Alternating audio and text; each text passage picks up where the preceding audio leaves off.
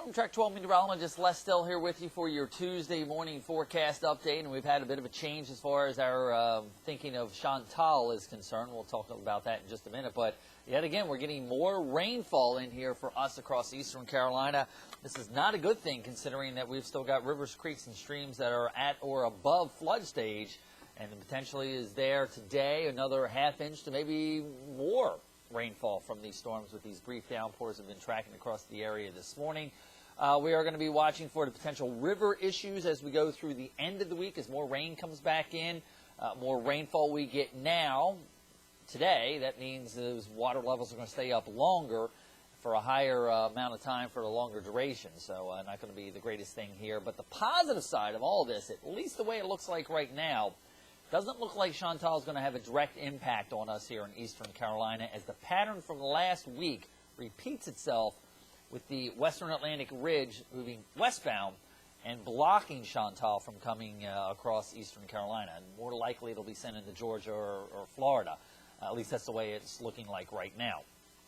So we still continue with that thread of the minor downpours, giving us the potential for some minor flooding issues again with the river as we go on through the next several days. Rainfall-wise, we can see already a half inch to 3/4 of an inch in some spots already this morning. We still continue with the flood warnings for the rivers and streams across eastern Carolina here. The Neuse River in Kinston not expected to crest until Wednesday afternoon at about 16.4. Now, this came off of this morning's river forecast guidance. So with the rainfall we've received already, I'm wondering if those numbers are going to go up a little bit more with the afternoon issuance. So that's something we'll continue to watch and alert you to. Meanwhile, we're looking at the Katimia Creek pretty much holding steady, and then the Tar River should be slowly falling as we go on through the next day or two, with the Northeast Cape Fear and Chinquapin also dropping. Scattered showers and storms this morning. May get some to redevelop later this afternoon, but not as widespread as what we saw this morning. Cloud cover, though, will hold us only into the mid to upper 80s. Warm and muggy, maybe some of those storms that form late this afternoon make their way finally to the coast as we head overnight tonight. And then more sunshine around for tomorrow with just an isolated storm or two possible back up near that 90-degree mark. Now, we are tracking the cold front. That's well off to the north and the west there. Again, the system working its way through the area now as we speak. That was the trough that came in across western North Carolina and eastern Tennessee about a week and a half ago. Got pushed out to Missouri. Now it's finally coming eastbound and getting its way off the coast here, and that's exactly what Future Track is showing us, that the heaviest rainfall from this morning continues to part off towards the east. We may start to see some breaks in that overcast. Isolated storm or two developing along the sea breeze front later this afternoon, but definitely more sunshine developing by the afternoon hours. Variable cloudy skies could be that spotty shower or two along the beaches overnight tonight, and nothing more than maybe an isolated storm or two on that sea breeze front as we head on in through the daytime hours tomorrow.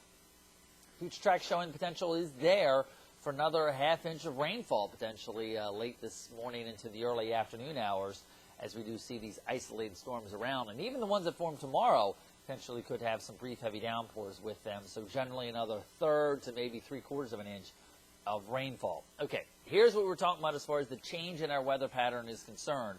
And all of this has to do with the jet stream. Remember, a couple weeks ago, we had the upper level ridge out here, the western Atlantic ridge sitting here, and I said it was going to be weird that it was actually going to bring drier air in with it as it comes westbound. And guess what? That's exactly what is going to happen. Now, this is the upper level low sitting down here. This is the one that I thought last week had the potential to develop. Nothing happened to that. It's just very slow moving west. But behind it is going to be coming Chantal. Watch how things unfold here as we go on through the middle part of this week.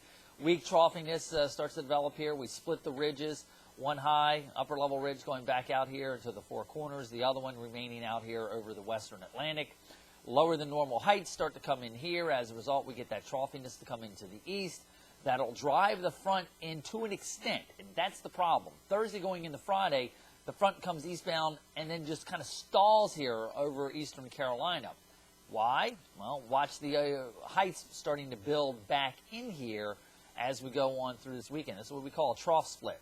Part of the trough kind of going down here with this, the other one lifting back out. And what that normally does is that tightens the jet on the eastern side of it. And as a result, this is an area where we'll have to be looking at whatever is left of Chantal as it goes through Hispaniola, which we'll kind of talk about that in a minute, potentially could re-intensify itself as this trough lifts on out of here. But notice the upper level ridge sitting back here, that is going to flex westbound, and as a result block Chantal from being able to come up the east coast and more than likely send it off into Georgia or Florida, maybe even South Carolina.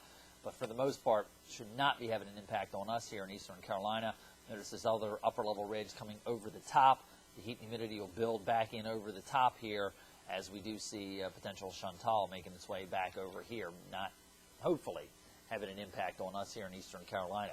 Here's the latest coordinates on Chantal as of 8 o'clock this morning, 13.8 north, 59.7 west, still cruising at a fast west-northwesterly direction at about 23 miles an hour, puts it about 1,850 miles to the southeast of us here in eastern Carolina. This morning, Chantal looks like kind of a disorganized mess, more of an open wave more so than anything else. Thunderstorm action can't get going around the center. Hurricane Hunter airplane is going to be investigating it here this morning. I doubt that we would find a center, and probably it'll be having higher pressure than what it was yesterday. Here's the official forecast track for it. As I always use, the bellwether is Hispaniola, seeing what the storm system looks like as it crosses that late Wednesday going into Thursday. Now, remember, as I said, it comes up through the Bahamas. The potential is there for it to re-intensify, possibly maybe a little bit of a stronger tropical storm. But either way, it does look like it is going to be headed up in towards the east coast of the United States, but taking that leftward turn as a result of that upper level ridge bending in over it. So that's something we'll continue to track. Either way, though, as I said, on Friday and Saturday, that front stalls out over the area, showers and storms across the region here. But by Sunday and Monday, that upper level ridge builds back in, and as a result, we are going to be looking for less chance of storminess in here, and hopefully taking Chantal back in towards Georgia and Tennessee more so than up the east coast here. Have yourself a good Tuesday. We'll have an update on Chantal tomorrow. I'm Storm Track 12 meteorologist Les Still.